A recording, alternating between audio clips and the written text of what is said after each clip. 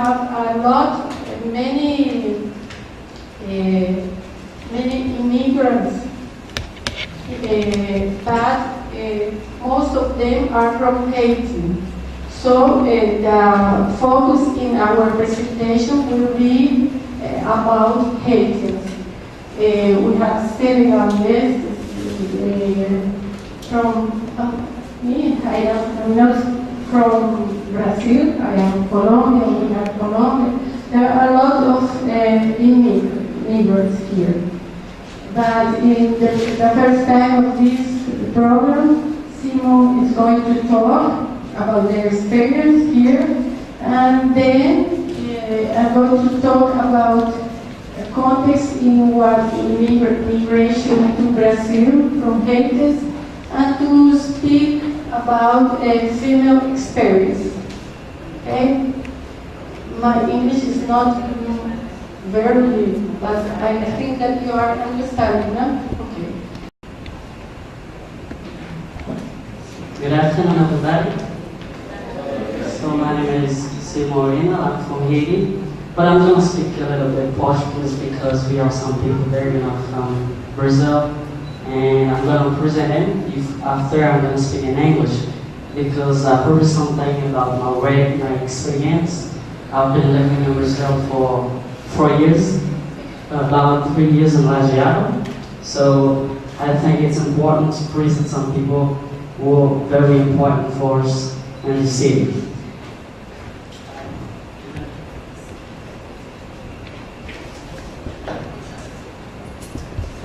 Ok, boa tarde a todos e todas.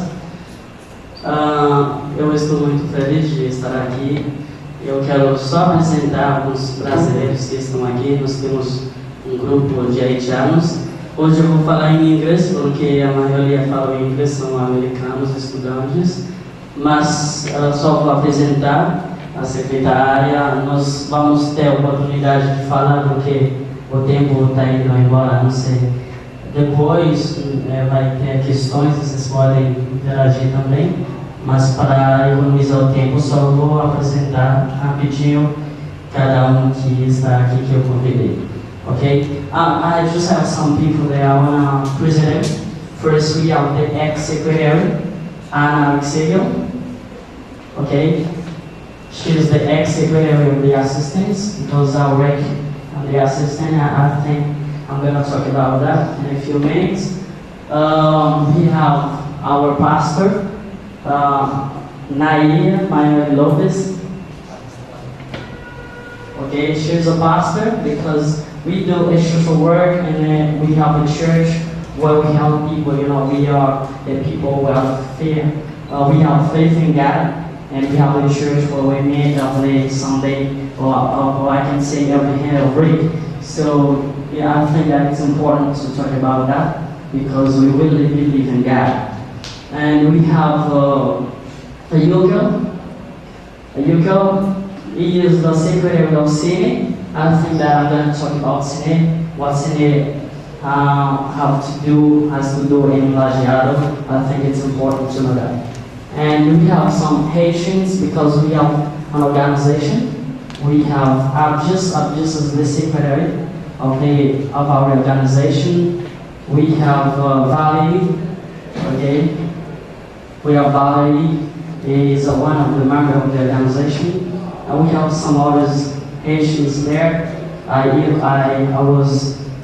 think that it's very important to be with us in something. We're gonna have some more issues that I think that they're about to come. They just gonna come in a few minutes. And we have a teacher, she's Gaziela, and yes, okay, she has a good work in Lajeado. She's a Portuguese teacher where we give course of Portuguese free for every foreigners in the city. Okay, I'm just going to start talking about what I prepared for you today, and I already present myself. And I was studying international relations, but because of economic means, I couldn't continue. But I hope that one day I will go back, okay? I was studying international relations. Univers. Univers is one of the university, or I can say one of the most important university in the city. Okay, my term, I have a term, it's the life conditions of the immigrants in Brazil. Okay, this is the themes or the subject I want to talk about today. I'm just going to do my best to do not a lot because the Margarita has to speak, has to say something too. Okay, first.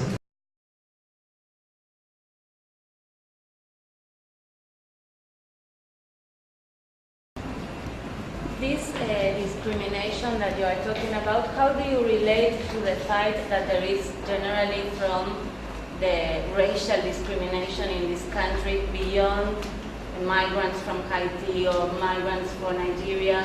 That is something that we often, when I come here with different groups of students, there's a lot of discussion about the different races having different jobs, different possibilities, and how do you relate to that?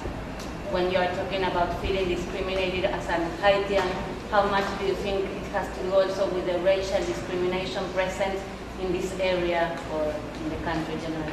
I mean, in whole, you wanna know how. How do you relate to that? The fact that it's beyond Haitians, but also the fight against racial discrimination that there is in this country and that it's evidence with the quality of jobs that people depending on different. Here we have a lot, many immigrants, but most of them are from Haiti. So the focus in our presentation will be about Haitians. We have several guests from me. I am not from Brazil. I am Colombian. We have Colombia. There are a lot of immigrants here.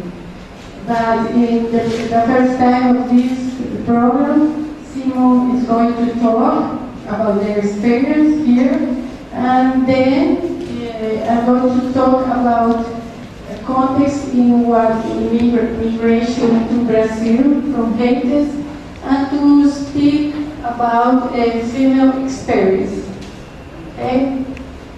My English is not very, but I think that you are understanding, no? Okay. Now Simon is going to talk.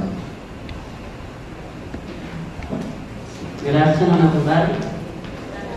So my name is Simon. I'm from Haiti, but I'm going to speak a little bit Portuguese because we have some people there, from Brazil, and I'm going to present it. After I'm going to speak in English because I proved something about my experience.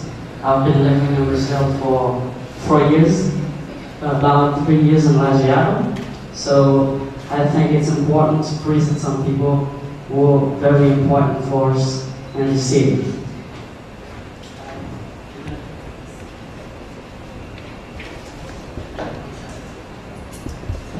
Ok, boa tarde a todos e todas.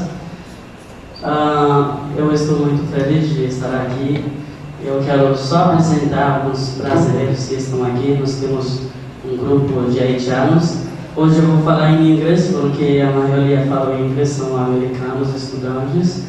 Mas só vou apresentar a secretária. Nós vamos ter a oportunidade de falar, porque o tempo está indo embora, não sei. Depois vai ter questões, vocês podem interagir também, mas para economizar o tempo só vou apresentar rapidinho cada que está aqui que eu convidei. Okay? I just have some people that I want to present. First we have the ex-secretary, Ana Alexeio. Okay?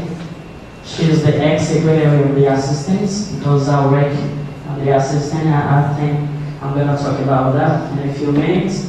We have our pastor, Naia Mayori Lopez. Okay, she's a pastor because we do a social work and we help the church where we help people. We are the people who have faith. We have faith in God, and we have a church where we meet every Sunday, or I can say every week. So yeah, I think that it's important to talk about that because we really believe in God. And we have a yoga. He is the secretary of Cine. I think that I'm going to talk about Cine, what Cine has to do in Lajeado. I think it's important to know that. And we have some Haitians because we have an organization. We have, I'm just as the secretary of our organization. We have Valerie, okay? We have Valerie, is one of the members of the organization. And we have some others Haitians there. I think that it's very important to be with us in something. We're gonna have some more issues that I think that they are about to come. They just gonna come in a few minutes. And we have a teacher, she's Graziella, and yes, okay, she has a good work in Lajeado. She's a Portuguese teacher where we give course of Portuguese free for every foreigners in the city. Okay, I'm just going to start talking about what I prepared for you today. And I already present myself, and I was studying international relations, but because of economic means, I couldn't continue. But I hope that one day I will go back, okay? I was studying international relations at Univers. Univers is one of the university, or I can say one of the most important university in the city. Okay, my term, after term, it's the life conditions of the immigrants in Brazil. Okay, this is the themes of the subject I want to talk about today. I'm just going to do my best to not get loud because Margarita has to speak, has to say something too. Okay, first, I want to talk about my arrival in Brazil, how I get in Brazil. Okay, my arrival in Brazil. Okay, Haiti, Panama. Okay, because when we left Haiti, we have to pass by Panama. Okay, after Panama, I get to Peru. Okay, after Peru, I get to Iquitos. Iquitos is another city in Peru, and Iquitos, Tabatinga. Tabatinga is a city. Okay, it's a city in Brazil, but Tabatinga is where we have to stay. There was a shelter where the immigrants have to stay to wait for a protocol. So when I was coming to Brazil, I came illegally. I mean, I didn't have a visa to come to Brazil. Because of that, I should pass by Tabatinga. I wait there for 2 months before getting my protocol. After, I get in Manaus. Okay, this is the way. So I left Haiti in November 2011. Okay, I left Haiti in 2011. But I got in Brazil in 2012 because I had to stay. Yes, I had to stay in Tabatinga waiting for my protocol. Haiti, Panama, Leticia. Two ways of coming to Brazil. Okay, that was you can come to Brazil legally with a humanitarian visa. I mean, you go to the embassy, you apply it for a visa, and you get a visa to come to Brazil. That is the first way we can come in Brazil. We have another way illegally by the means of shelter, because most of the Haitians today, I think that we have about 60,000 Haitians in Brazil. So most of them pass and borders. Okay, there are two borders, Tabatinga and Acre. Okay, they have to get by Tabatinga or Acre to come to Brazil. Okay, I'm just going to talk about diplomatic agreements because our president at that time, the ex-president, the Margarita, okay, you can see it very well. This is the ex-president of Haiti, and this is the current president of Brazil, Dilma. Everybody should know. So they have a diplomatic agreement in January 2012.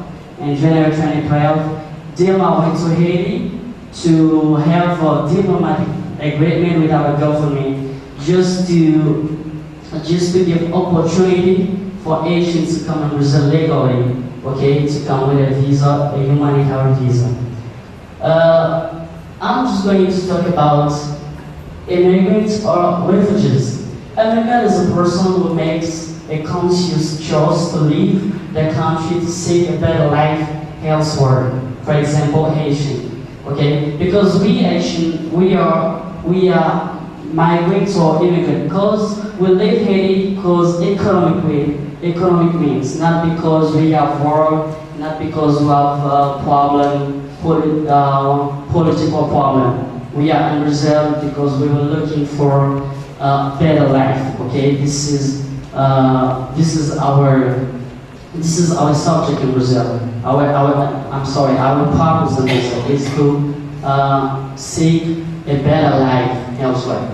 Refugees are forced to leave the country because they are at risk of or have experienced persecution. The concerns of refugees are human rights and safety, not economic advantage.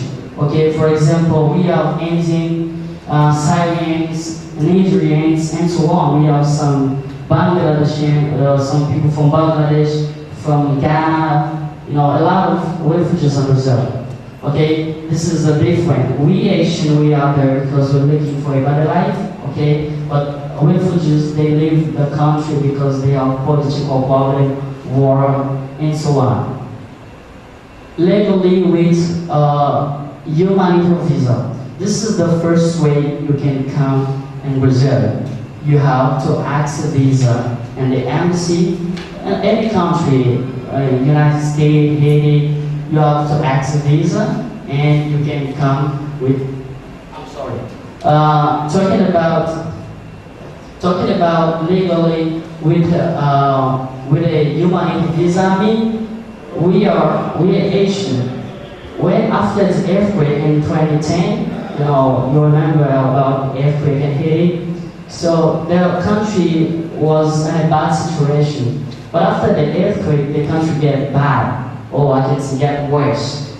And because of that, we had to leave Haiti just to seek a better life elsewhere. But we started to come illegally in Brazil. But in January 2012, when the president Dilma went to Haiti just to have a diplomatic agreement, we were able to come with a humanitarian visa in Brazil. But that doesn't mean we can continue to come illegally in Brazil. Yeah, right now in about 3 months, I think that we can't come illegally in Brazil because now the embassy of Brazil in Haiti is about to give 2,000 visas per month to come in Brazil. Because of that, it's more easy to come in Brazil, and we don't try to cross the border to come in Brazil anymore because now we can get a visa to come in Brazil legally, and I think it's very important. Illegally by the means of shelter, and Acre or Tabatinga, they have a shelter. What does that mean, a shelter? It's somewhere they put immigrants or refugees when we come and we don't have where to live. Just to wait for a protocol, a temporary protocol to get in Brazil. Okay, the immigrants to come in Brazil illegally they pass from Republic, the Republic Dominican, and they come from Bogota. Bogota is Colombia, okay? Now we teacher, Bogota, Colombia. Colombia, they come from Ecuador and Peru, Acre. Acre is where they have to wait for a protocol to come in Brazil. So when they come illegally in Brazil, they have to wait in avec or Tabatinga to get a protocol before coming to Brazil. Thus, this is another way they can illegally. They get out from Republic Dominican and Ecuador, Peru, Lima is the capital of Peru, and Acre. Okay, there's another way. Can we go on? Okay, how can we get back in Brazil?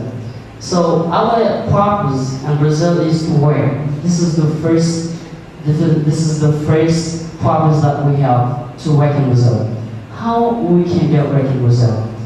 Legally with a human visa. When a person comes with a visa, you have to go to federal police, okay, to register your name. You have 30 days to do that. You have a visa for 1 year or 5 years, and you have to wait. You have 30 days to go to federal police. After, when you get out to federal police, you register your name. You have to go to federal revenue office to do a document. They call it CPF from Brazil. It's very important, this document. I'm going to show you after the CPF I'm talking about. Ministry of Labor. Ministry of Labor is an agency where we do our license to work. I used to call a working card, which is a license to work in Brazil. If you come illegally, it's almost the same thing. But when you come legally, you have to wear a protocol on the border. Okay, you have to wear a protocol in the border. After this protocol, they give it in federal police on the border where you pass on. And federal revenue office is the same thing, the same way, even though you come legally or illegally. Ministry of Labor. This is a form, this is a protocol I'm talking about. The protocol is document, they give it for 6 months. Every 6 months you have to renew this document, okay? This is the protocol, you can see it, the whole body protocol. This is the RNE, they call it RNE in Portuguese, mean National Register for Foreigners, okay, something like that. So this is the permanent document in Brazil. The first one was a temporary document. That is all permanent. You can have for 5 years. If you come with a visa, you can have it for 5 years. If you come illegally in Brazil, when you get it for 9 years or 10 years. CPF, okay, this is the CPF that I was talking about. Some nations with the CPF. License to work, okay, this is the license to work. SUS, Sistema Único de Saúde, what does that mean? This is a card you have to have access in hospital, okay, every Brazilian has this document to have access in hospital. We Asians, we have the same access. I mean, all the Asian, every foreigner, not only Asian, they have access. We have this document in order to get care in hospital. About my work at the city hall. Now I'm going to talk about my work in the city hall. So like I said before, I've been living in Brazil for years. But before starting working at the city hall, I used to help the foreigners, okay? But when I get in Lajeado, it was in 2015, no, not 2015, not 2012, yeah, 2013, yes, I get in Lajeado in 2013. And before working in the city hall, I was working in a foods company, okay? I worked for 7 months in this company. After I started working in the city hall. I mean, I have 2 years working in the city hall as the representative of foreigners in Brazil. I mean, I represent all the foreigners there. Not only Asian, because we are people from Bangladesh, from India, Ghana, Nigeria, and Colombia. I mean, I help everyone. And I don't speak very well 5 languages, but I'm able to defend myself in 5 languages. Because when I was in Haiti, I was a translator. I used to work with Americans in Haiti, and I had a chance to work with some Cuban and Haiti too as translator. And you know, in Haiti we speak French and Creole, okay? Creole and French are the 2 native language of Haiti. Okay, what I do in the city world? In the city world, I visit all the foreigners, and I help them to know how to get in police federal, to get a document in police federal.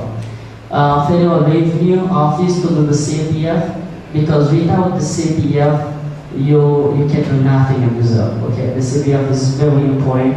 It's a document. Everyone has to get it. Ministry of Labor, you have to have a license to work in Brazil. This license, you have to do it in the Ministry of Labor. This is the license I'm talking about. You have to do this document in the Ministry of Labor. City is an agency. Okay, it's an agency where we can seek for work. For example, when somebody's not working, you can go to city and they're gonna visit him or her just to see if they can help to get a job. Okay, city is an agency of employment. Cadastro único, Bolsa Familiar, is a thing that probably don't have it in the United States or in Argentina. But I'm just going to talk about Cadastro único is a register that we can do to get assistance from the assistants. I'm going to talk about class. Class is reference center for social assistance. So you have to go to class and do a Cadastro único. When you do it, if you're not working, the government help you every month. Give you some money. It's not a lot, but when you're not working, you have a lot of access with this register you do, which called Cadastro único, Bolsa Familiar. I think you should hear about that because they talk about it a lot in Brazil, Bolsa Familiar. It's like welfare. Yeah, exactly. So, okay, Bolsa Familiar. Ministry of Foreign Affairs. This is a ministry when, for example, a American or foreign come with a document. For example, you come with a visa, and in your visa you have a problem. For example, the mother's name or the father's name, or the partner's name is incorrect. So you have to go and this ministry to correct it before you register your name in federal forms. Okay, it's very important, I think, and you're going to so we only have it in Porto Alegre. Okay, for example, when a foreigner or a migrant come to Brazil, they have this problem. I send him to the Ministry of Foreign Affairs, and they do it. They correct the name after they can go to Police Federal. Bank, I mean, I sometimes have to go together with them in the bank to open account, you know, because in Brazil it's important to have account in the bank. Okay, when you work in a company, you need to open an account. Hospital, sometimes I have to go together with them to the hospital. You know, when they have clinic to translate in Creole or French for them, because most of the foreigners, they don't speak Portuguese. Okay, school. I mean, I help them to get a school. Okay, go together with them to another that they can study in Brazil. Trips concerning my work. I made some trips while working on the assistance. CONIC is an organization. I think it's not really important to talk about that, but I used to visit CONIC. CONIC is a Christian organization. Federal University. Federal University, I went to a university from Santa Maria. Santa Maria is a city in Brazil, and Rio Grande do Sul. I went there twice just to discuss with the university to see how they can open the university for foreigners. For example, we are in Brazil, we need to study in Brazil. We're not only there to work, but we want to study, we want to go, how can I say, go out with the Brazil. But we can't get opportunity to study. Because of that, we are about to see if we can get opportunity to study in Santa Maria, Santa Maria, in the university, free. Planalto, National Palace. I went to Planalto last year to talk with the government to discuss about our problem in Brazil, because we have a lot of problems in Brazil. We are not only Immigrants, but Brazilians have problems. But it's wasteful. It's wasteful for us as foreigners.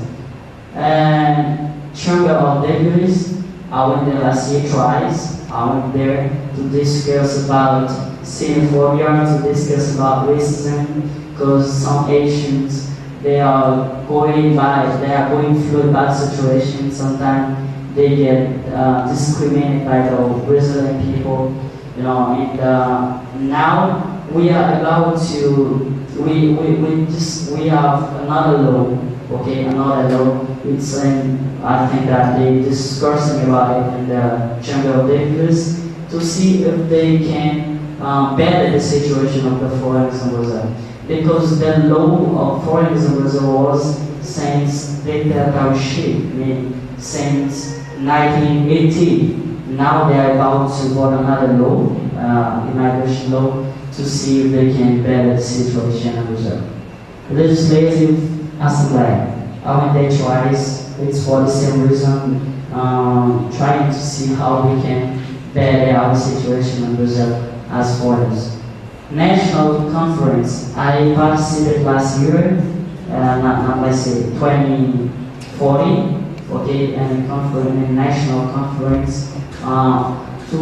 It's the same purpose, the same objective to discuss about our problem in Brazil till we get a solution. Planalto National Palace, at this Miguel Loceto, now it is the National Secretary of the Ministry of Labor, but at that time it was the General Secretary of the President, at the time when I went to Brazil. And I met with him.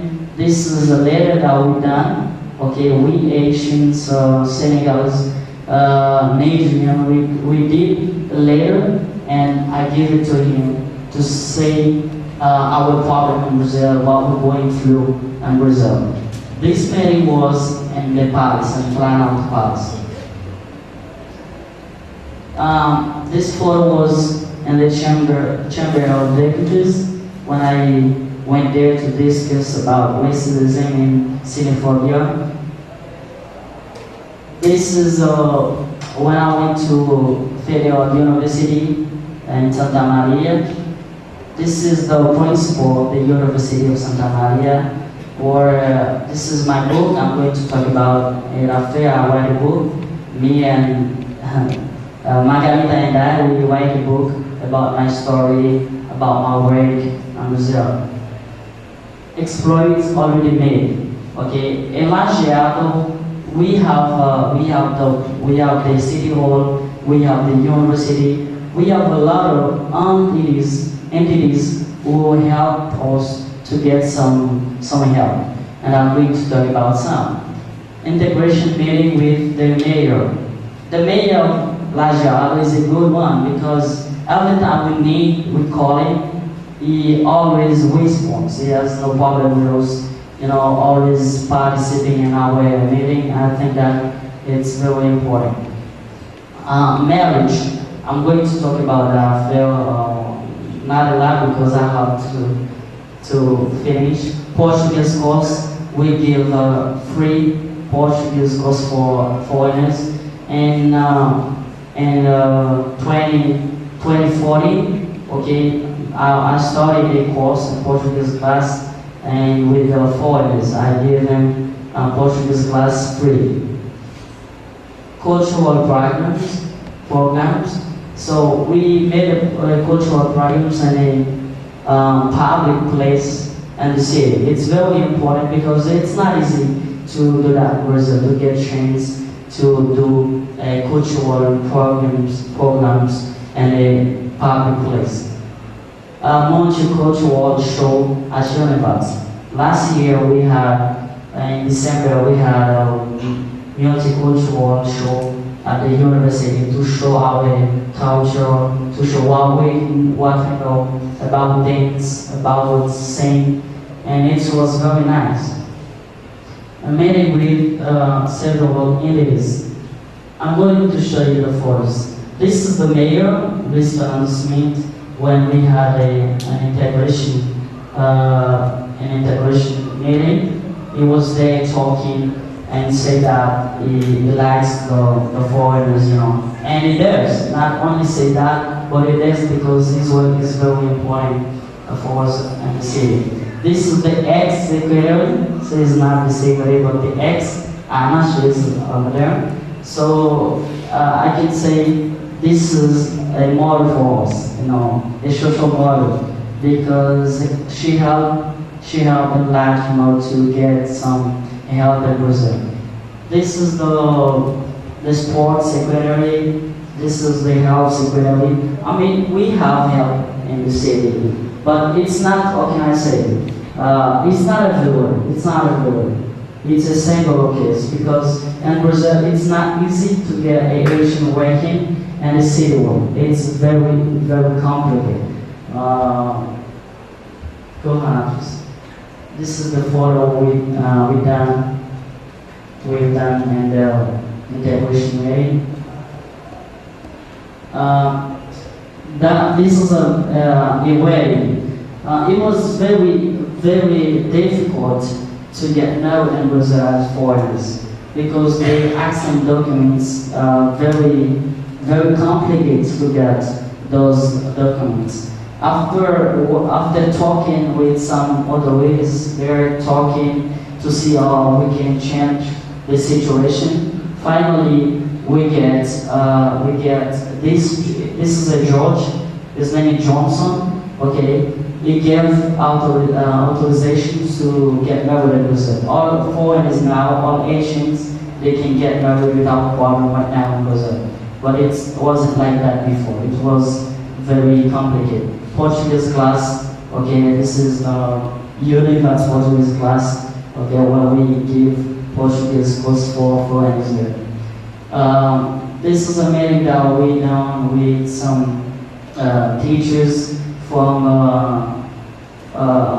Rondônia, okay, was teacher Conti, I forget his name, my teacher. The meeting that we had in Univers, you remember, last year. So we have done a lot of meetings concerning foreigners there. This is a meeting that we had with several entities. Okay, the prefeitura there. I'm sorry, the mayor was there. The secretary.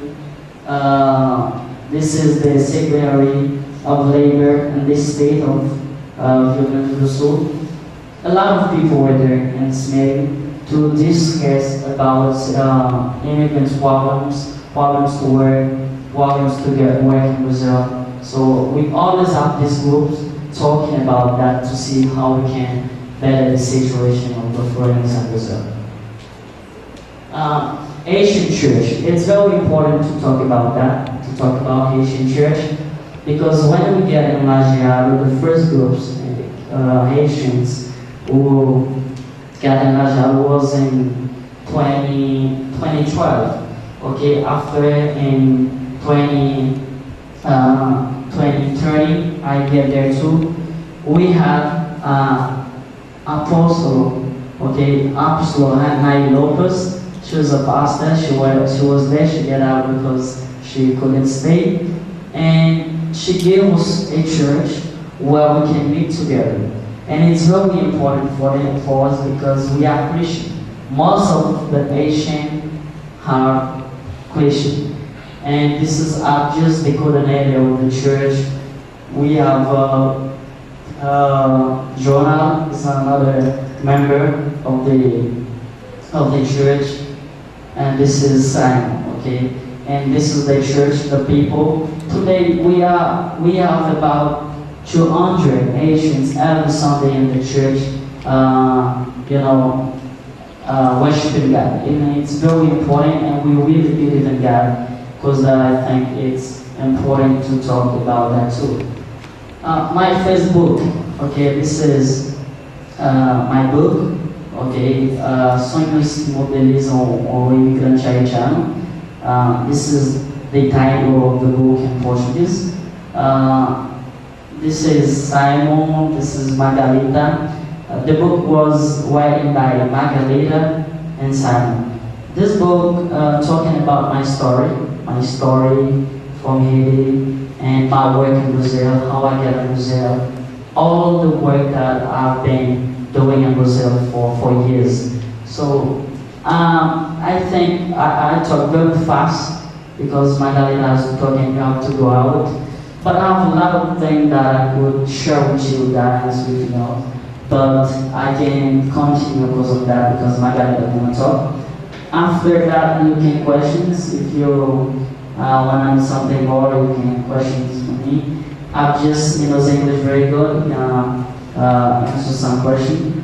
After I'm gonna give a license, we can at least share contact. For example, email, if you wanna know something more because you're studying in the United States, if you wanna know something more about our situation, we can change information, okay?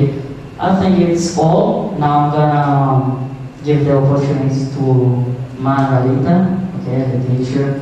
If você vai falar e depois perguntar o que vai fazer.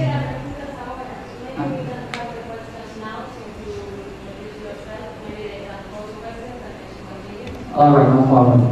Okay, Margarita. Any question?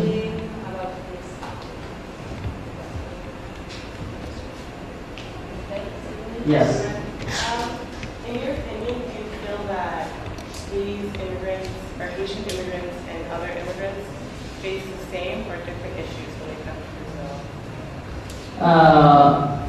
They are not the same, okay? Not the same. Because we have many kind of immigrants in Brazil. We have some people, they only come to work. But we have some Asians, they come to work and study. Okay, and about our study, most of the Asians, they have complete high school. Okay, some of them has college, and some of them already have diploma to work. But unfortunately, in Brazil, even though we have a diploma to work, we cannot get a work. This is our problem. And we're trying to see if we can better the situation. But I can say that we are not the same, okay? We are not.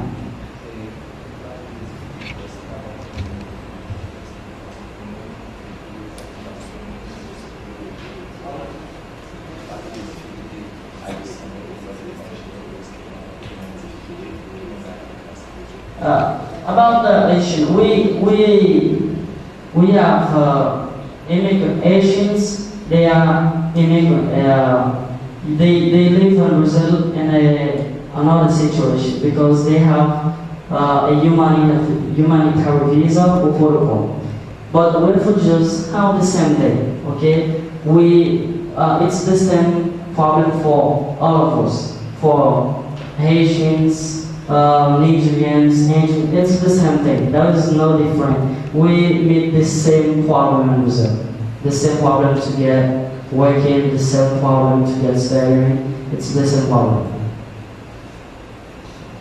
She's adding, she's just explaining that there's not a lot of communication communication between the different groups, like the Haitian community stick to themselves, the Senegalese community, that there's differences, cultural differences, religious differences, so there's not a lot of... She wanna know about that. Eso me lo dijo Ah, ella. okay. Sí, sí. Okay. Another Grant, you had a question? Yeah. So it seems like when you came to Brazil, you were finding really good work, and you've been able to write the book, and it seems like a pretty good experience. But can you talk about maybe what the typical work is for an immigrant coming to Brazil? What kind of things they do? I don't hear what you said. Okay. Eso tengo- Sure. So it seems like when you came to Brazil, you Yeah. were able to find good work, Yeah. and you were able to write your book and have what seems like a pretty good experience. Yeah. Can you talk about what the typical work is for most immigrants, if they have this kind of similar experience, or if what kind of jobs they work, if it's really hard to find a good job? Yeah, it's not, I can say that it's not easy to get an opportunity like me in Brazil. Very difficult. I said that before, we have a lot of Asians, they are professionals, they have diploma, but they can't get a good work.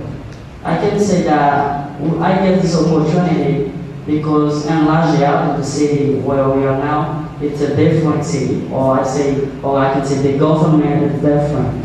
But we have some other city next to the Asians, they live in a bad situation. They don't have nobody to help, okay?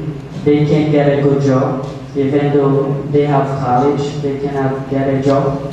And I'm just is a teacher, okay, an English teacher, and he speaks 5-6 languages, okay? But he cannot get a job to teach English. You know, he has some CV and everywhere, every school. They need people to work study literature. They have rates, but they don't want to give it to foreigners. And I can say that maybe they don't believe in our capacity. They don't believe that we can do a different work. Okay.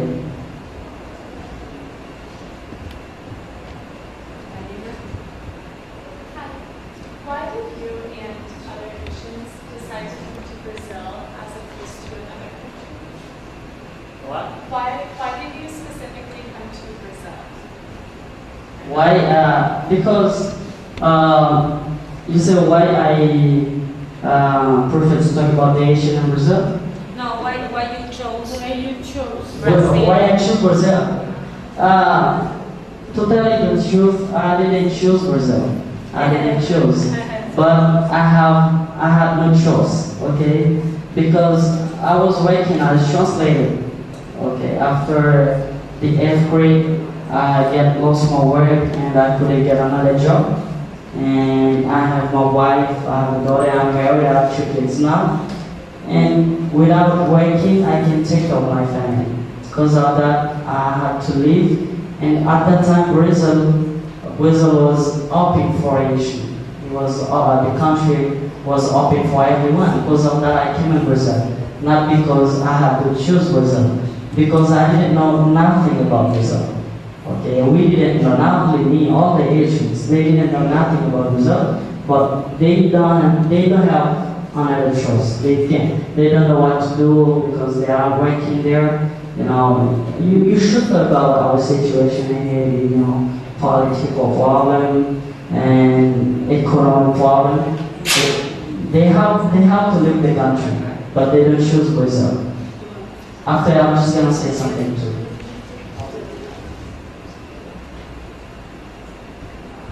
No more question? Yes. Is your family with you here in Brazil? What? Is your family with you here? Yes, my family is in Brazil. My wife and my kids.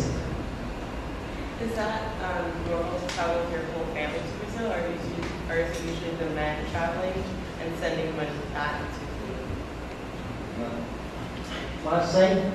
Is it typical for the Haitian immigrant to move with their entire family, or just the man of the family to move and then send remittances back? Okay, it's not typical to come with family. The men come before, after working, send money for the family, and sometimes get the family from Brazil. Like me, I came before, and after 2 years, I get my family from Brazil. But every month, I have to send money to my family. But it's not typical to come together with my family. Can you describe the process of trying to get your family to come? Is there a lot of paperwork and sort of obstacles you have to overcome in order to bring your family? Or is it?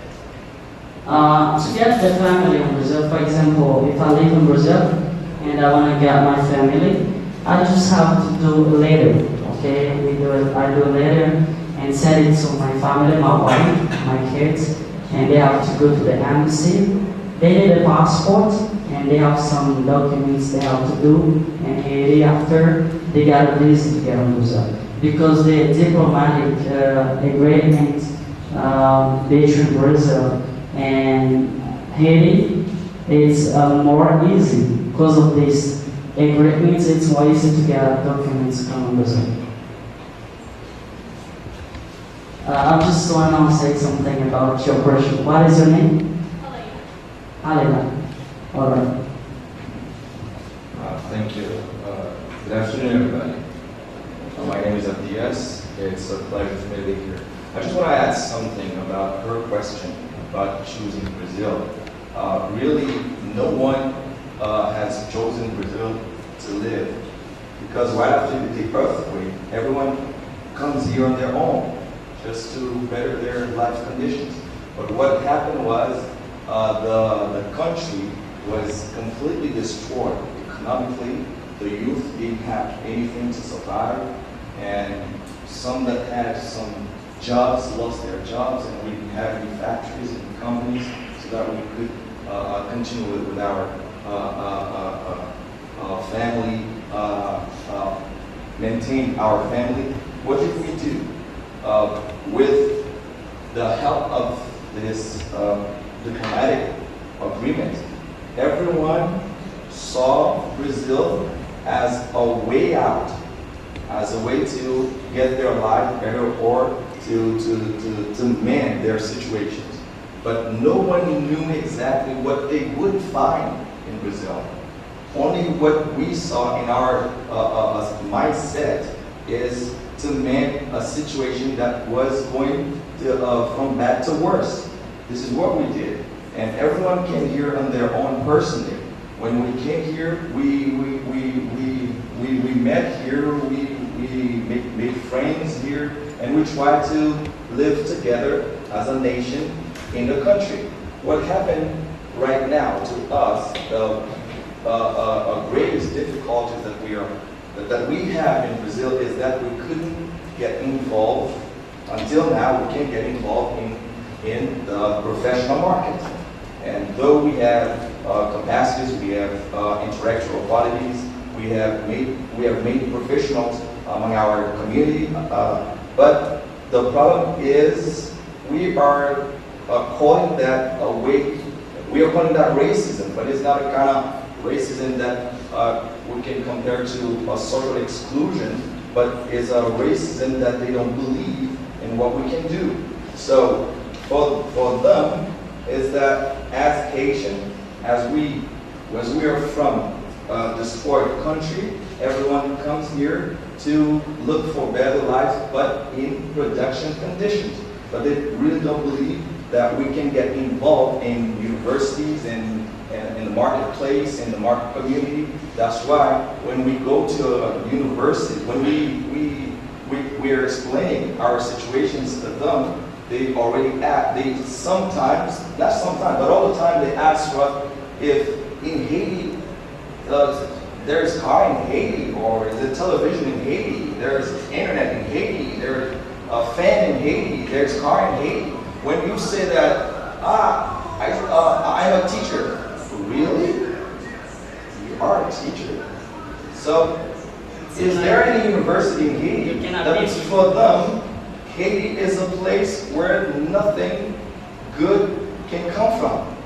You understand? This is how they believe us. They just have a mindset without experience our situation or our quality, without questioning.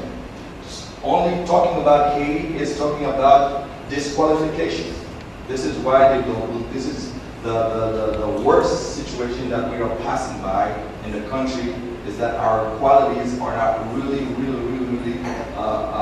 exhibited to them. They don't really accept what we can do, what we know for them.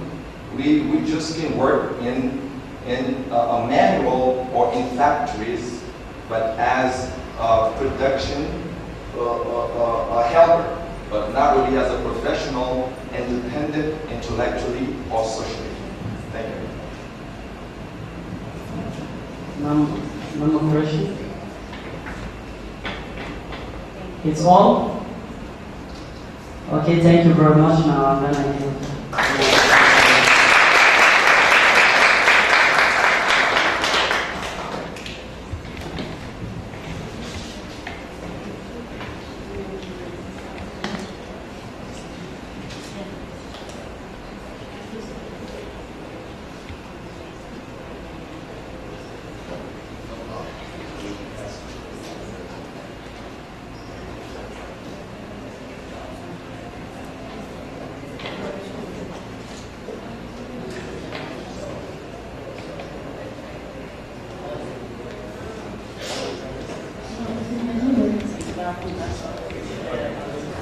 Okay, now I'm going to speak.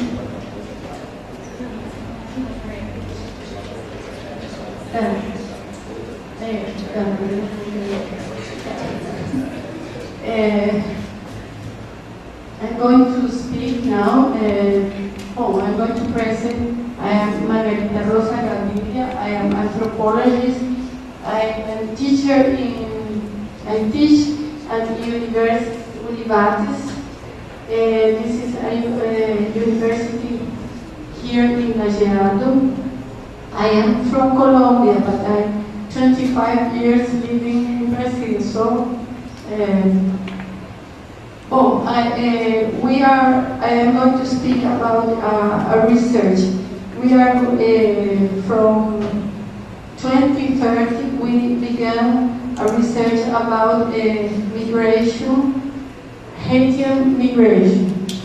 In this presentation, first I'm going to talk about some facts that led to social vulnerability experience in Haiti throughout its history. Because Haiti is history of Haiti, you can say that it's all their life they have many difficulties. I'm going to talk about this.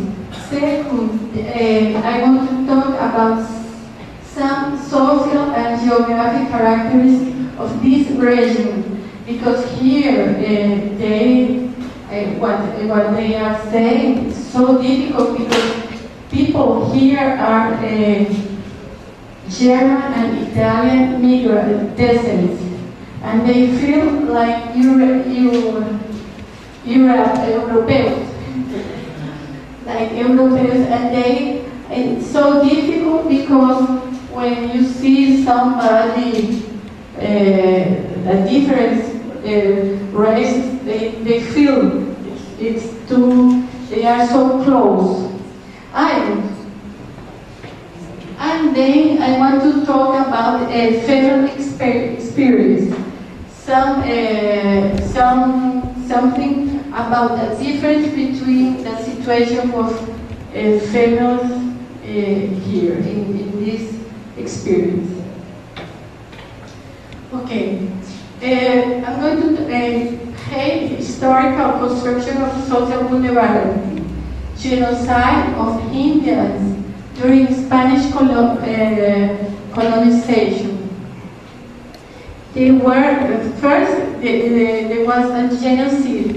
Then Haiti was occupied by France. Then in 1804 they rebelled against this model, and then after this they came the independence. But this independence, they have to pay for Haitians, for France, for this independence. Since this time, they depend, Haiti has to depend on economic,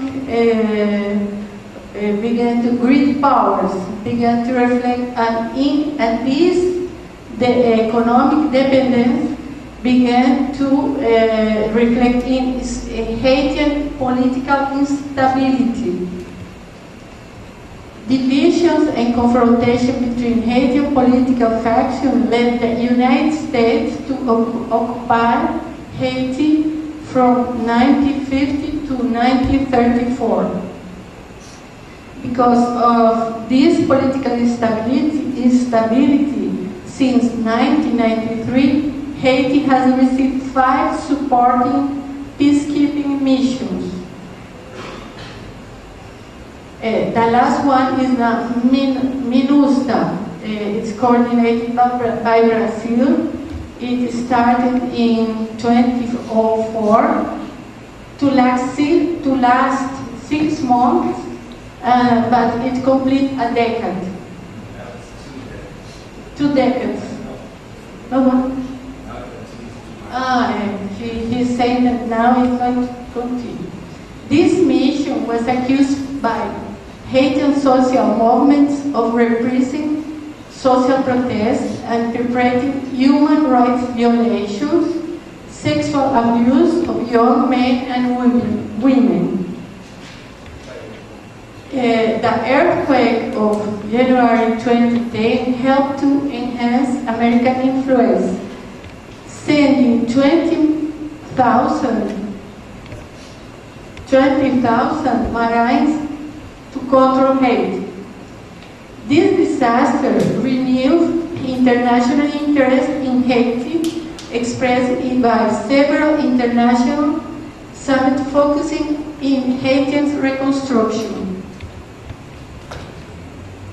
This heartbreaking in economic, political, and environmental subjects has been forcing Haitians to immigrate during the last years. Haiti's migration is an economic strategy. 1/3 of the Haitian budget is financed by the island immigrants. Destinations have been United States and Europe, but since the 2010 earthquake, they immigrate to Brazil. It's Simon told about the facility to migrate to Brazil. From 2010 to 2060, there are around 14,000 Haitians going into Brazil. In the beginning, the immigrants were awaiting at the borders for entrepreneurs to take them to work.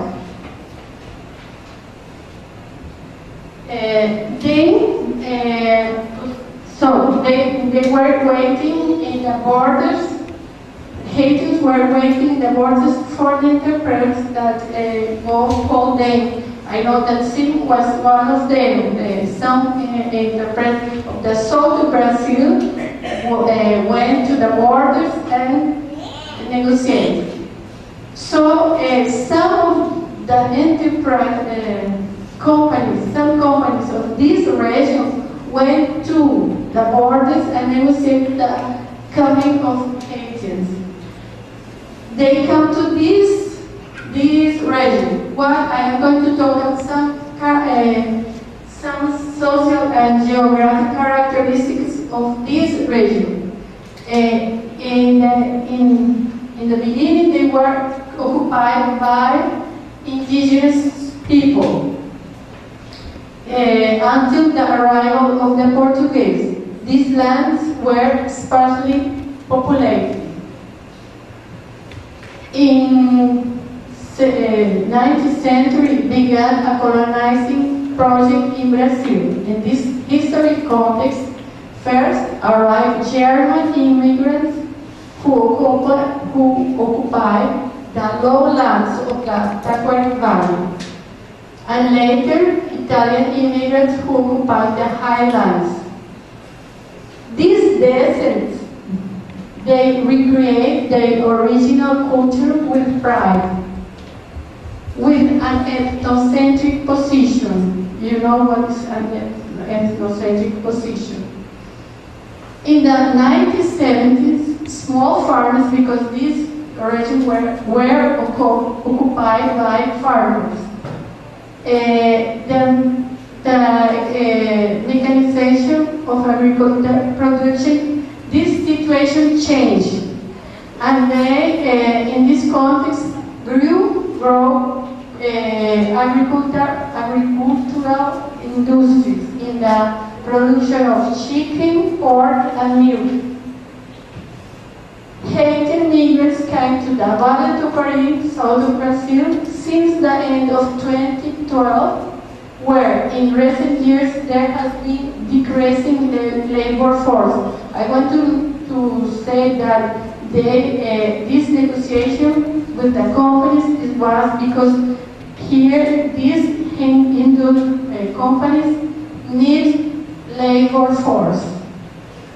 So Haitians have been living between these descendants of immigrants, German and Italian. Here in Lajeado, they are from, most of them are German, but in close counties, they are Italians.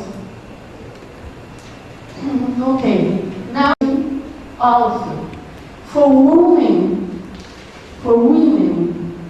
escape from poverty, the lack of opportunities, but above all, offer better living conditions for children and other family members. The Haitian migrants in Vale do Taquari are predominantly male. Also recent, between 2011 and 2012, it rose from 123 to 843. It's a raise, it's recent. Feminization is one of the characteristics of contemporary migration. In domestic environment, women have more responsibilities with regard to home care and children. Difference reflected in gender inequality and imbalance in education. Women's voice was less impacted than men in decisions that shape their lives. The division between the sexes seems to be in the order of things, incorporate in the bodies and habitus of the agents.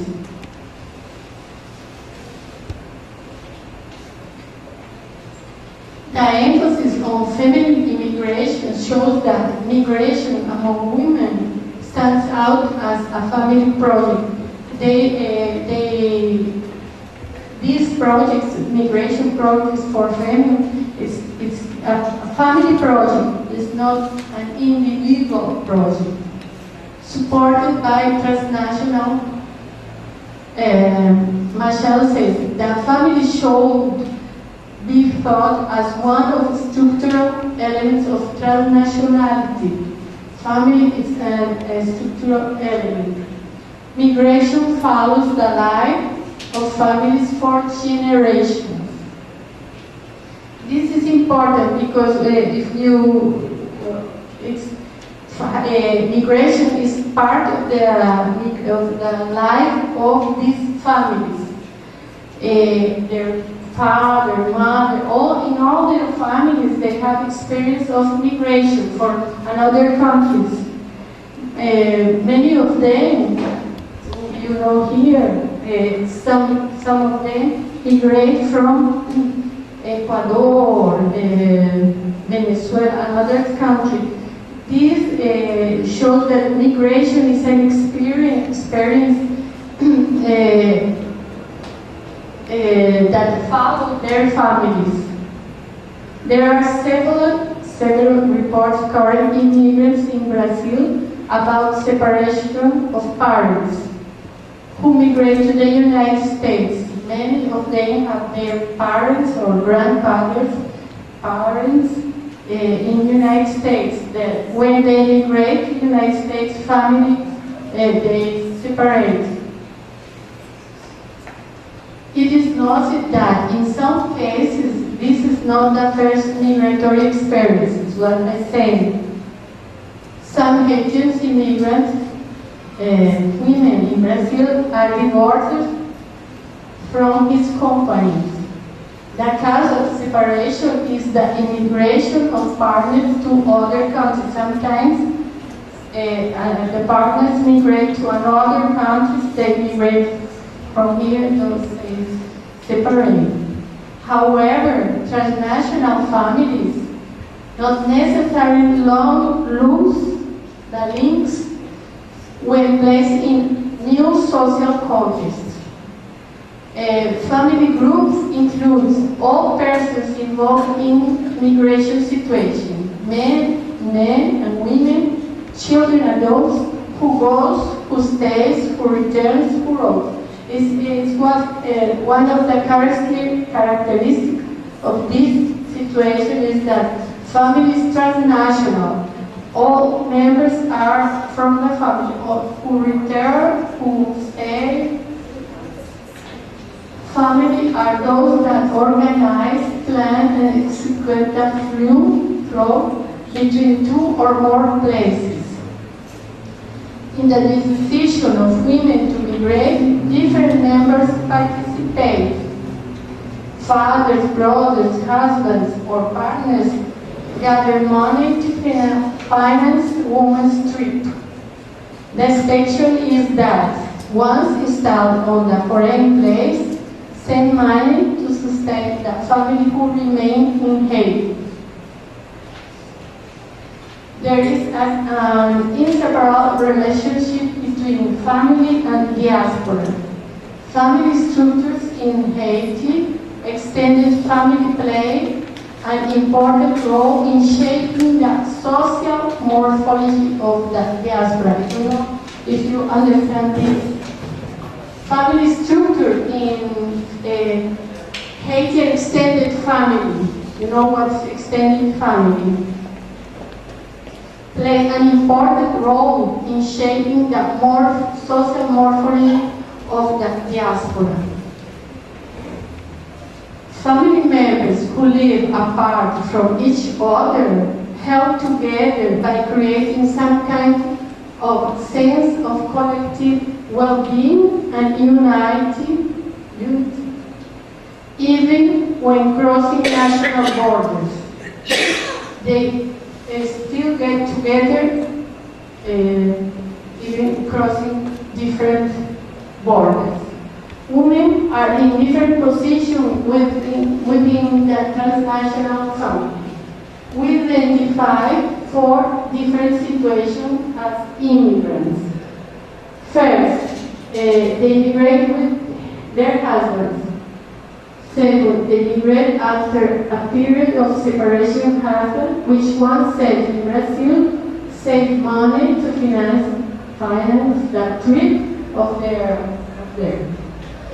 The third, immigrate alone and her husband remain in Haiti or in another country.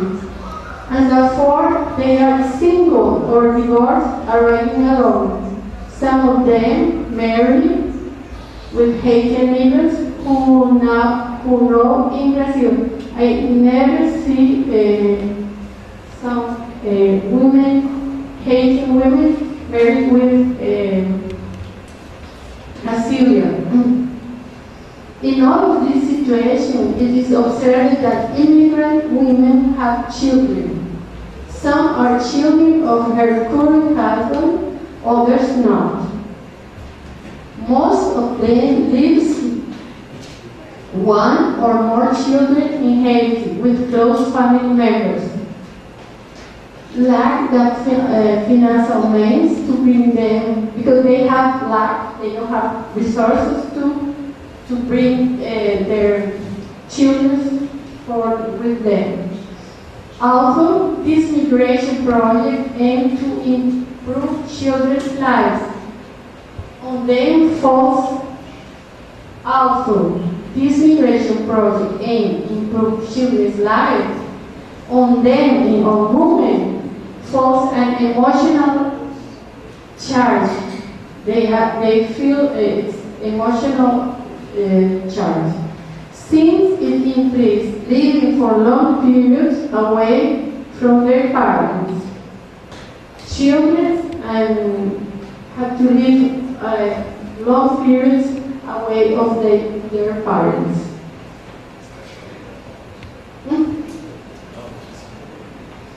They have to leave their children with family members. This situation causes psychological scars on mothers and children.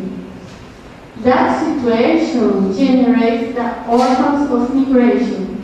We have a project now that we are going to do exposition with photos of those orphans of migration. There are many of them, cases that have to leave their children in Haiti.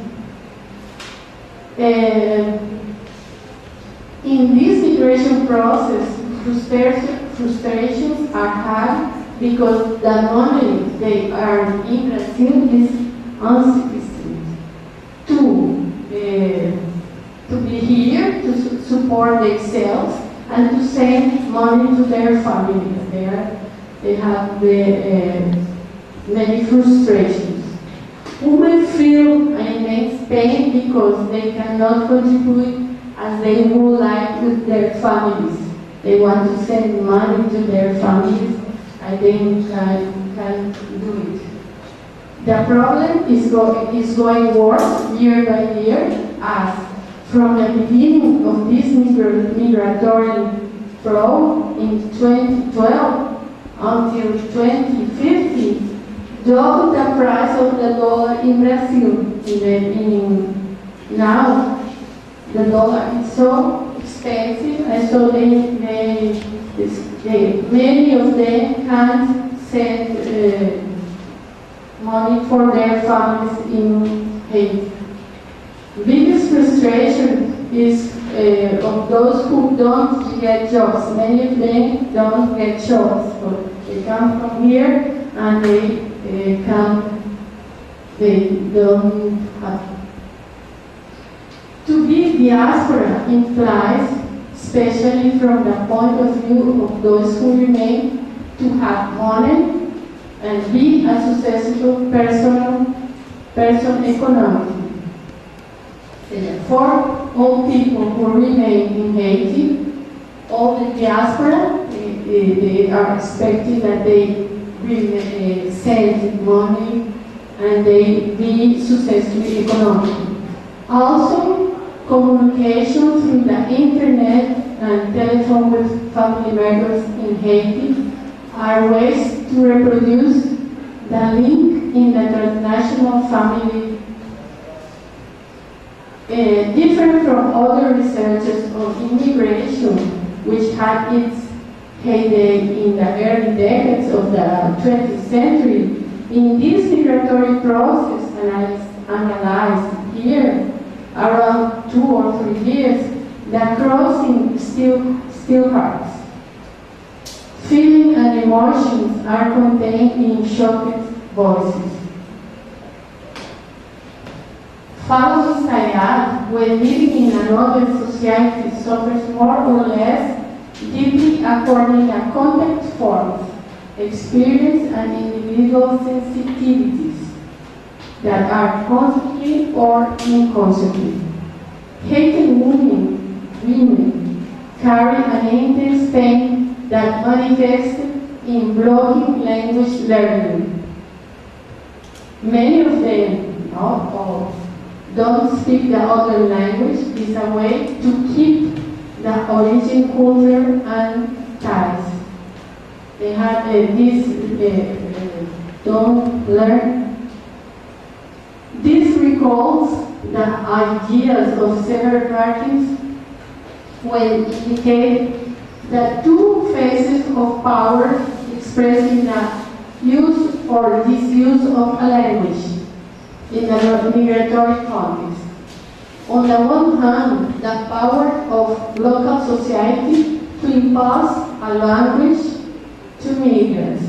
On the other, the power of immigrants to not speak the language of the destination country as a strategy of resistance to the impositions of local society.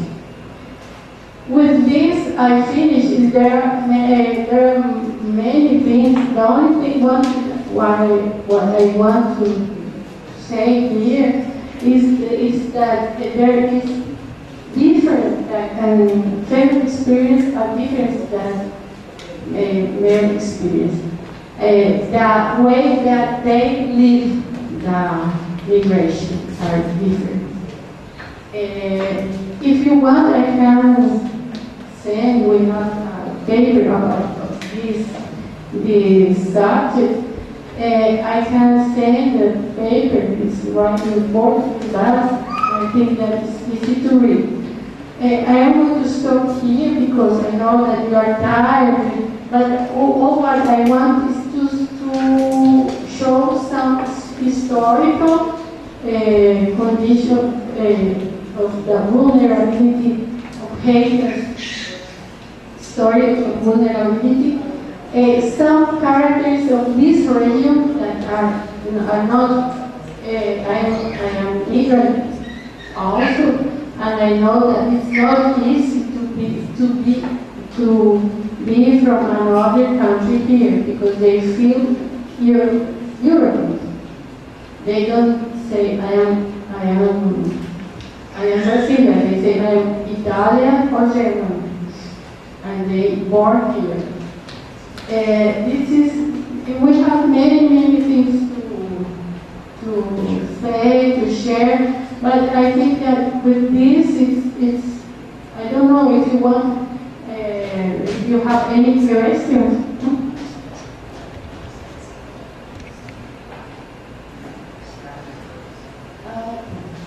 If you have any questions?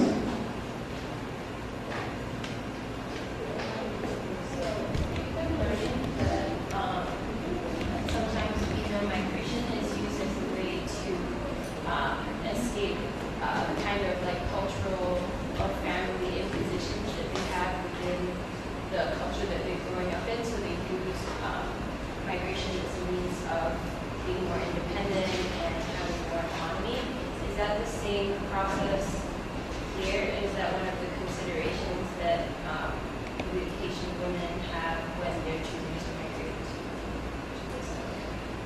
In this, in many cases, for women, the migration is being in another situation. It's some opportunity to grow. That's what you are saying, no? But in this case, what I noticed is that if they are so worried with their families, not with they are thinking all time not like an individual project. They are protagonists of. They have a role into these transnational families, and they have many. They feel with have to pay to do their mission, like into this context. And not, I don't feel this situation because when many women migrate as an individual project. In these cases, it's more worried with the transnational family. Does that mean that it's usually women of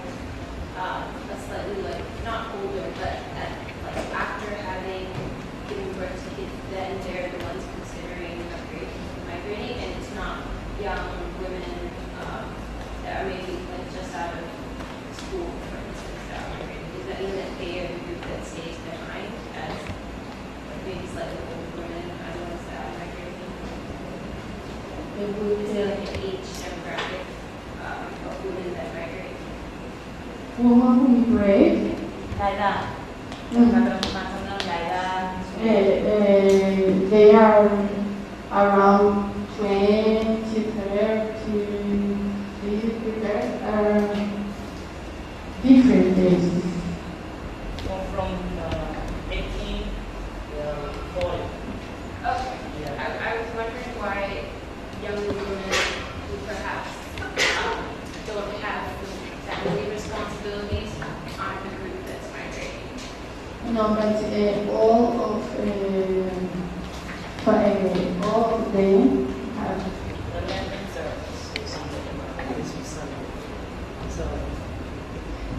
In our culture, even though we are not married, for example, you are younger, you are not married, you have a husband or you have kids, but even with that you have responsibility. For example, Asians, women, because we have to help family like moms, dads, cousins, and uncles. We used to do that. We don't only help, for example, my wife or my kids. I have to help my father, my mom, families. So because it is a poor country, and we have a lot of people. They have economic problem. Because of that, when one of them goes in another country, try to help everybody. It's not only your husband or your kids. You have to help the family, the parents. It's like that, okay? I'm sorry.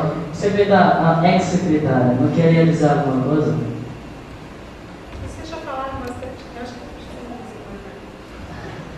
que eu não falo inglês, né?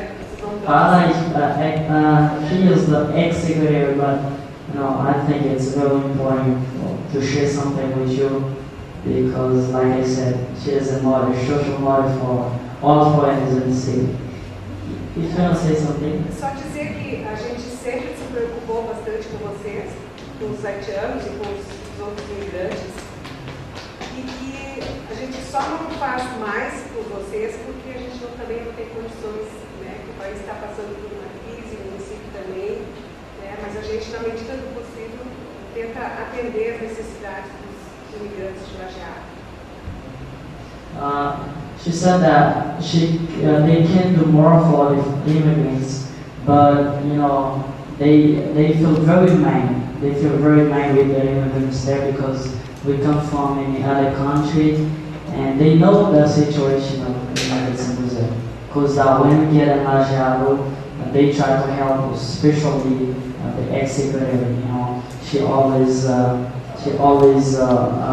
I say that, way to help the foreigners to hear what we need and try to help. But they can do more because Brazil now, Brazil is going through a bad situation, economic problem, political problem. But they do what they can to help the foreigners of the city.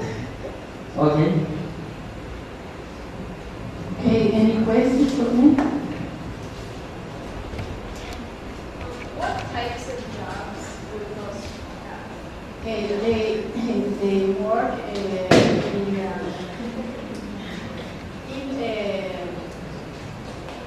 indústria de alimentos,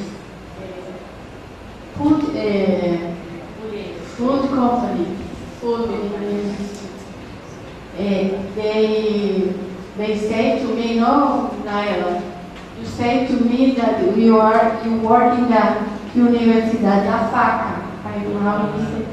They told me that they work in the knife university because they only work with knife.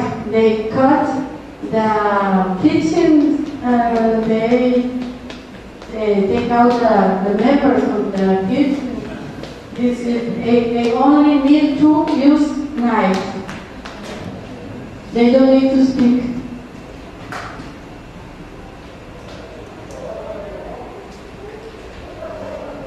Most of them, no? Naela works in the supermarket here, no? You work here? No, before she went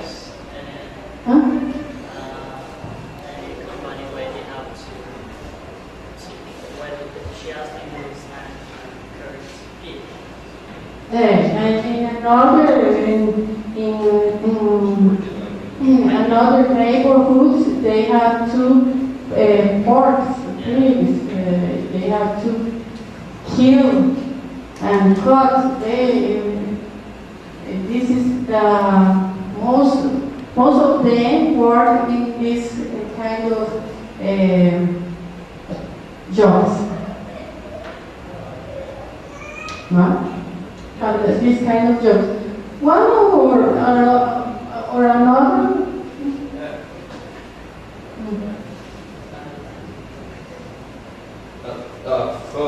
As I said before, for the type of jobs that we, as migrants, we have in this country, is that we work in production, that means labor for a situation. But we work in supermarkets, some work in grocery stores, and some also work I can say in civil constructions, right? This is what we have. That means in the marketplace, like women, for women it's a little bit worse. For men it's easier, but for women it's a little bit worse because they don't have this opportunity. But what I said, for a marketplace, like a better position in a society, we are looking for that opportunity, but it's I can say it's still far to be found. We are working so hard. We are studying. Most of us are studying. We go to university. We are studying in professional schools. But this, for us, is very difficult. It's really difficult. We're working with. Though we know, as she said, we are living between two different societies. We live among German people and Italian. They are descendants of German and Italian. And this caused the greatest difficulties or the biggest difficulties for us in the region. Because they have their own culture from Germany and some of their own culture from Italy. And we have our own from Haiti. And we three are obligated to live still in a foreign country. So can you feel how hard this is for us to live it up? That means it's really hard. It's really different societies in a different country are fighting to survive. That means the wilder will survive. I think.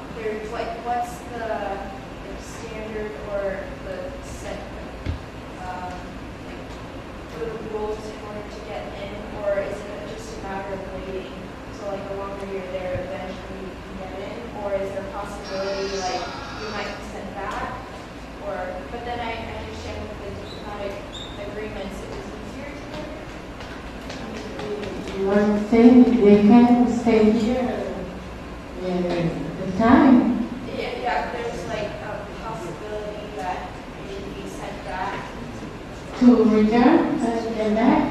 Yeah. They have a possibility to go and So, pregunta de los que llegan de forma ilegal, corren riesgo de tener que ser... sí, no. But they, in their case, ellos regularizan toda esa situación, no tienen que ir irregular. In this case, all of them are regular. When they came here, they had opportunity to have this. Telling you the truth, we didn't have problem documents in Brazil. Because you can't come in Brazil without these documents. For example, you have to, when you cross in the border to come, you have to stay in a shelter to get protocol. Okay? Without this protocol, you can't go anywhere. I mean, affiliations, when they get in the ground, they have to get these documents. There are some people who they try to come without the protocol.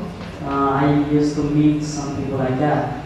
But with the diplomatic agreements, it's not a problem. I mean, they're not going to send him back to Haiti if they get in Brazil without the documents. So when they send him to federal police, okay, they have some people, you know, can help to get the protocol. I mean, all of them get the documents.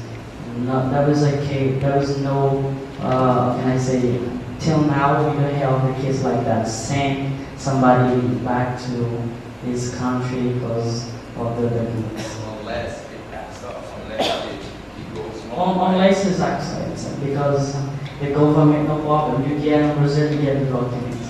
One problem we have now, it's working because it's very hard now to get away from Brazil. But the documents, no problem. Yeah, you know, every country has a law. For example, if you get involved in drugs, you know, steal something, they can send it back to the country. Do you have any idea of what the percentage of unemployment is in the population here? Do you have any idea of like the percentage of people that aren't able to be employed at all? Or not really? Can you speak? Unemployment.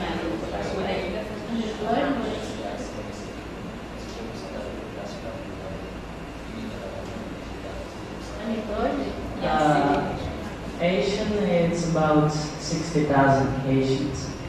But how many don't have a job if you have No, right now, I don't know exactly, but I believe about 30%. Okay, 30%. Without a job. Yeah. Because they moving, you know, within different sometimes. parts of Brazil? Yeah. But I believe There's a lot of movement that the Haitian population that live in Brazil, just like all throughout different parts as well. Once you get here in our Costa protocol, and there's a lot of movement within Brazil as well. Sí, ¿no? Que aparentemente se mueven bastante dentro de Brasil, entonces es difícil saber. Sí. It's very common that they move from here to the USA. Yeah, it's not. But still looking for a better job. They still looking for a job. For example, today, or somebody can be in Lajeado after in Santa Catarina. You know, they move to see what they can get in their life. This is the purpose. Not for tourism. Not for tourism. They just living. For example, living in Lajeado, for example, 6 months without working, they have to move because you know they come because they want to work. Because of that, many of them have to do that, working in Brazil and the ground just to get a job. Do you have any connections with the Haitian community in Argentina or in other parts of South America? No.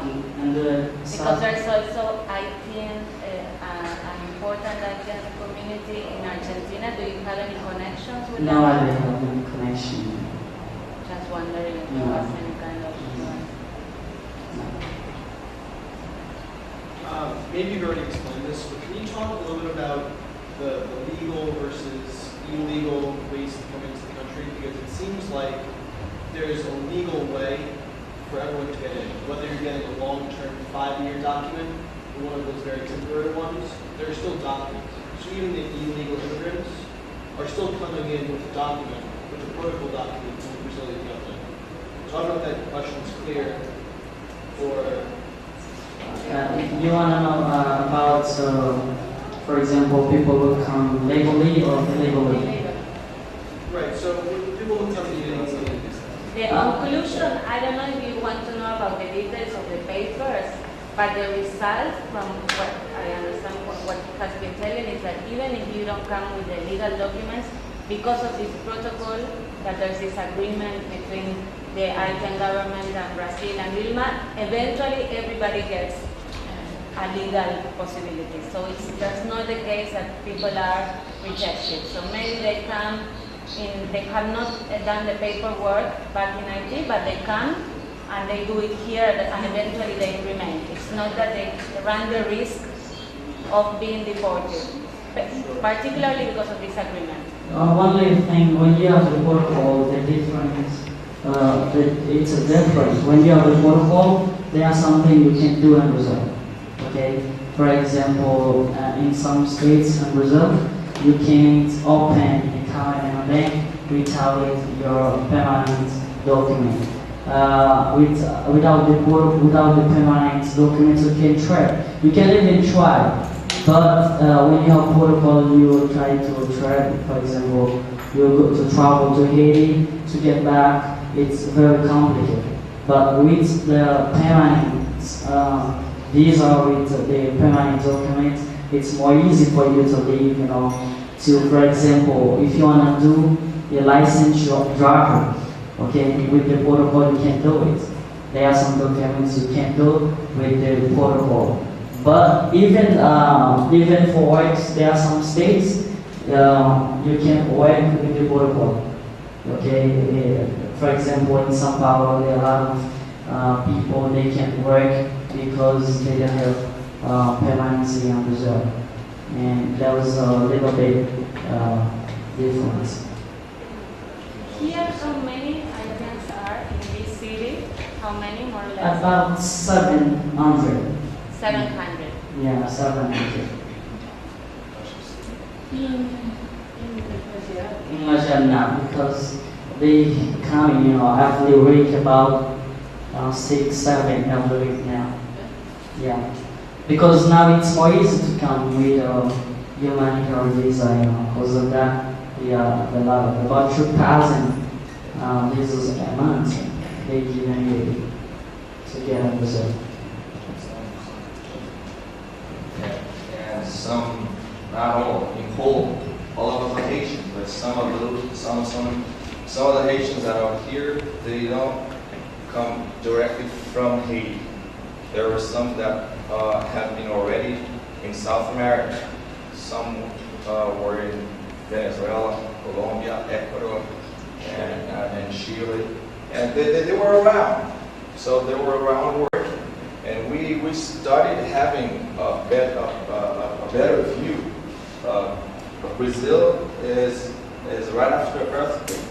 This is it, and then people started flowing to Brazil, and those who were all around, thinking that here life is better. And they left where they were, like Chile, Venezuela, and they come here to live here together. And all of them, some of those who didn't get this humanitarian visa in this country because this agreement was made, especially in Haiti, between both countries, Brazil and Haiti. To get this visa, you have to be living in Haiti. And those who weren't living in Haiti, they could cross the border with the help of this agreement. And when they get to the border, they get to the shelter, now they concur this document, which is protocol, to circulate in the country. And this is what we have from the government. As I said, this is our greatest situation. Marinos?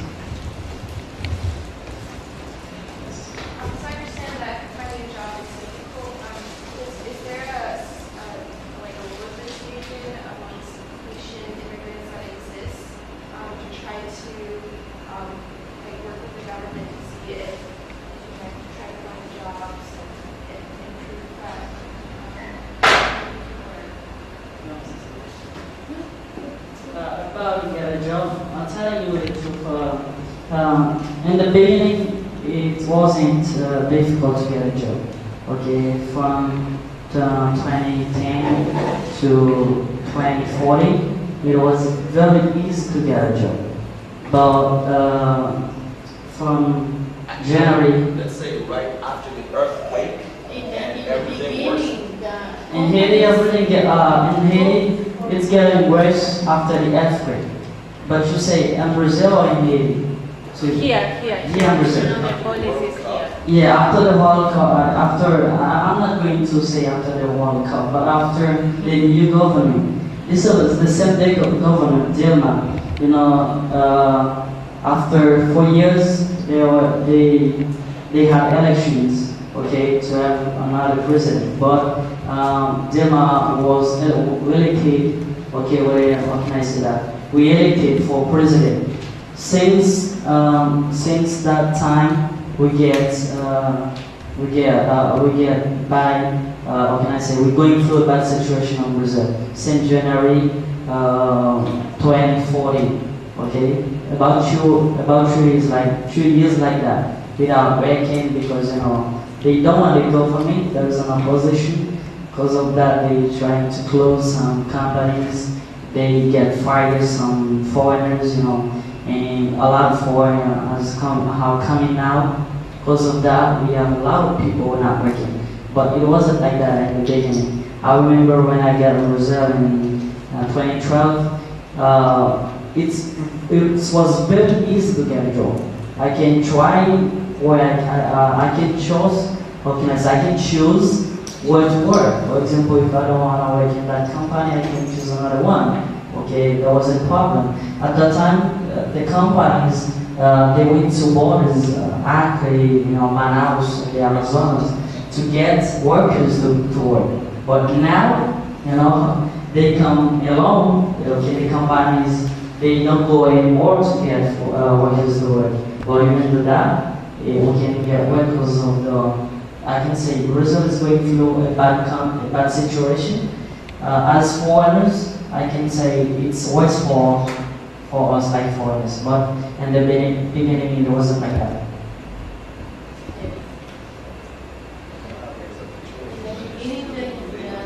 It was very easy to get a job. The borders in cities. And for us Haitians, the easiest job to be found is in the labor force. And as I said, there is no vacancy in the professional marketplace for us. This is what we were fighting for. We were fighting to be recognized in the society, that we are able to, we are capable of doing of things that many Brazilians are doing.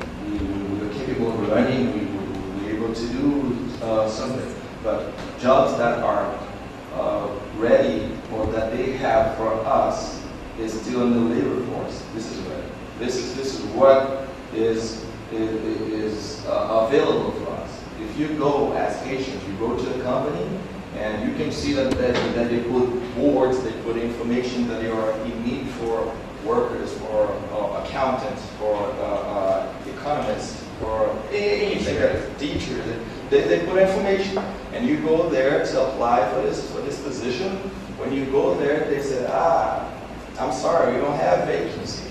We're not ready. But if you go there for a production, a labor force, now there is vacancy. You understand? Now they are ready for you. You can come, and they even question. They even question you. This happened to him. He went to a company, and just to help, in case in his job, just to help to translate for somebody. And when he went there, the receptionist, he didn't speak anything. He didn't say anything to anybody. But the receptionist saw him coming and questioned. So, how can I help you? Do you come for production, labor force? That means from afar. She just had a mindset that he comes as Asians to production. Though there were many other vacancies that had nothing to do with production, but that had to do with professions, with computer, and with these things. But they don't try to box us in this position. But for them, our position, we have our position, that we came from a country that is it was a tragedy, but it's very weird, and they're trying to help us, but not to help us grow, but is to help us. Let's help them because they are coming, they're escaping from misery, they're escaping from bad situation. Let's help them. This is how they're trying to help. Not let's put them in our side so that they can help us. It's not their opinion about us. Their opinion is let's help this escape. Let's help this survival. Not let's put them by our sides in order for them to help us. This is it. I always say to them that Brazil is not intelligent. This is what I said. I said they're not intelligent because they are in need for professionals, and I worked in tourism. I worked 5 years in tourism. I worked as a representative, tourism representative, as a guide in tourism. And I used to converse with many people from many countries. You know, I've never been to the States, but I used to talk to Americans, and they said to me how things are going on there. But how they explore capacities, how they explore people who know that we're not only the U.S., many other countries, they explore what people know. I know there are exclusions in all societies, but here it's purely clear, it's clearly stated that they're not trying to include those capacities from abroad, from other countries. They don't try to question us or to do something to know what we can do to help them. For them, when we come, they will help us. Though we can help them. This is what we are fighting for. That's why we have our organizations. We organize ourselves in order to present our qualities, to expose our qualities to them, so that we can get involved. Not only in the labor force, we know this is very fine, right? We have nothing against this, but our fight is to be recognized in the society as everyone, because we can do what they are doing, and even more. This is it. Thank you. This discrimination that you are talking about, how do you relate to the fact that there is generally from the racial discrimination in this country beyond migrants from Haiti or migrants from Nigeria? That is something that we often, when I come here with different groups of students, there's a lot of discussion about the different races having different jobs, different possibilities, and how do you relate to that? When you are talking about feeling discriminated as an Haitian, how much do you think it has to do also with the racial discrimination present in this area or in the country generally? In whole, you want to know how do you relate to that, the fact that it's beyond Haitians, but also the fight against racial discrimination that there is in this country, and that it's evidence with the quality of jobs that people depending on different races can have access to. How do I relate this issue? Yeah, how do you as a community think about this problem, that it's not only Haitian, but... especially, I'm talking about Haitian, I'm talking about our community. I'm a general secretary of the secretary of the organization. Especially Haitians, we are envisioning this situation really in a bad side. We look at it because in our country, none of us was like that. Before the earthquake, Haiti was going pretty well. So we came here in order to better our situation. But when we came here, we got bumped into kind of discrimination and exclusion that we've never experienced before. Because we are black people. You understand? In our country, this is not alive in our society because we're black. But when we came here, we were start passing through this kind of situation. So this let us remort it, and we relate this as a situation that will He knows Brazil and the Brazilian society. Because for a society to grow, there has to be inclusion.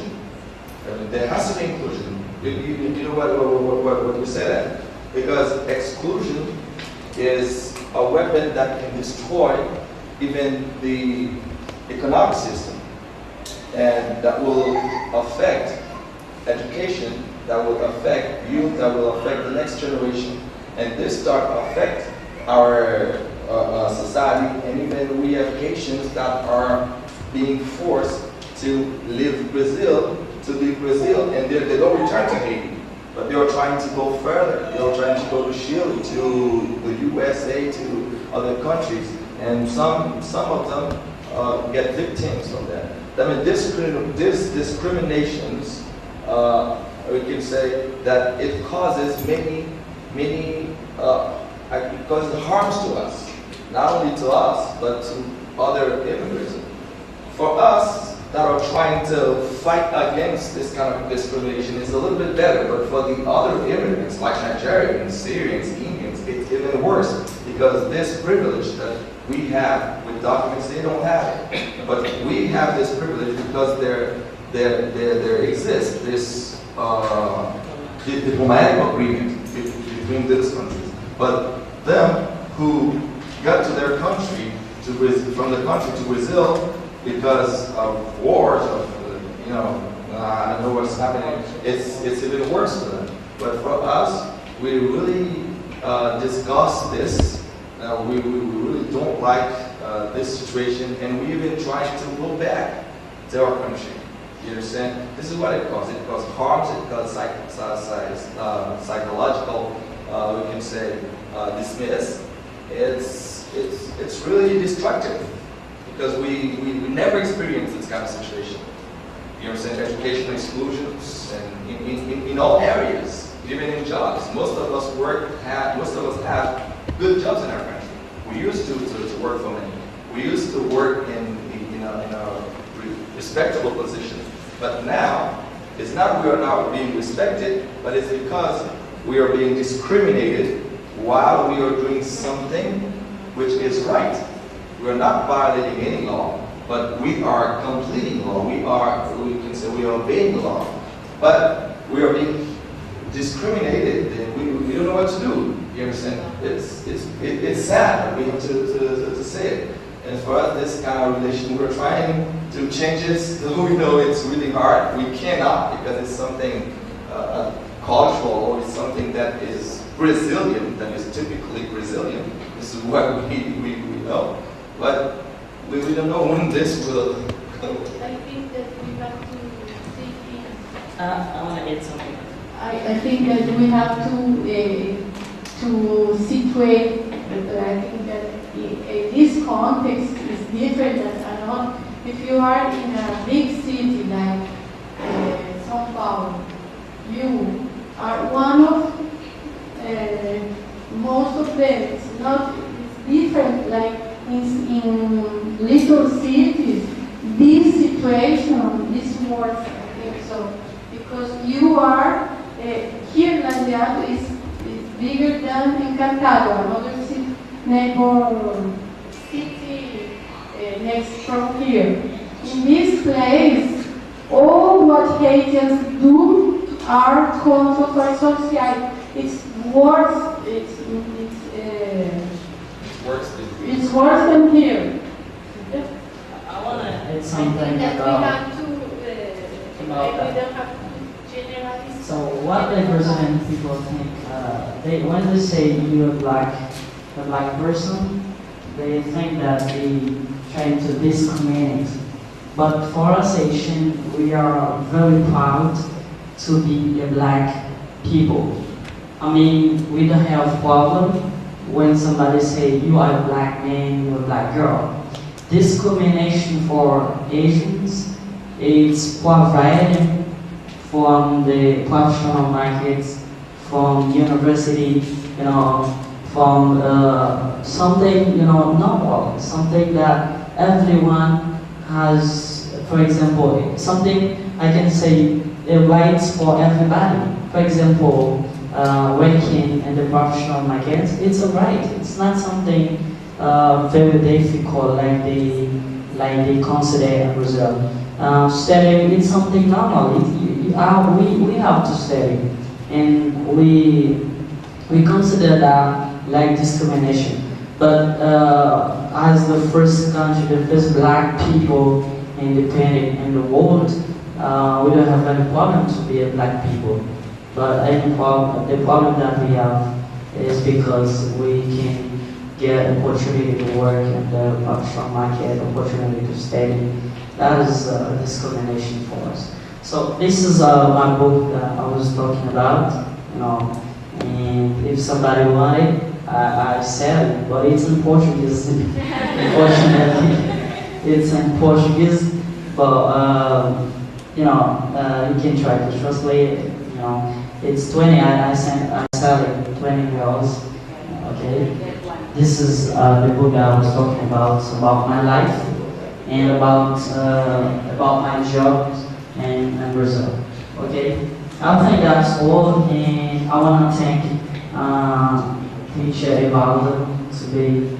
I didn't know you, but I hear about you from Baianos, and I thank you all for this opportunity, because I did hope that one day in Brazil I could meet some American people to do something like that. Meet them the world, and then I can say and see somewhere it's normal, but on internet. But have this opportunity to talk with you, to share my reality. I couldn't expect that, but I thank you very well. I thank you very much. The problem is I've been living in Brazil for 4 years, and in Brazil they only speak Portuguese, and we don't have people to practice English. Okay, well, for example, if you say a Brazilian, you speak 3 languages, for example. How? My God, how can you speak 4 languages? How do you speak Portuguese? So it's very difficult, to practice another language in Brazil. Because of that, we was practicing English. Now we speak a boring English, but when we were in our country, we used to work with American people who spoke better English.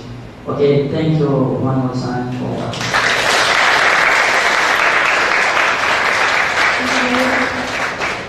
Thank you very much. I told to Mary, Nuria, that if you want to, when you're going back, you can pass near university. It's a good place. You can go, when you go to Fortaleza, you can pass, I think, by bus. Okay? Thank you for coming here, and have a good first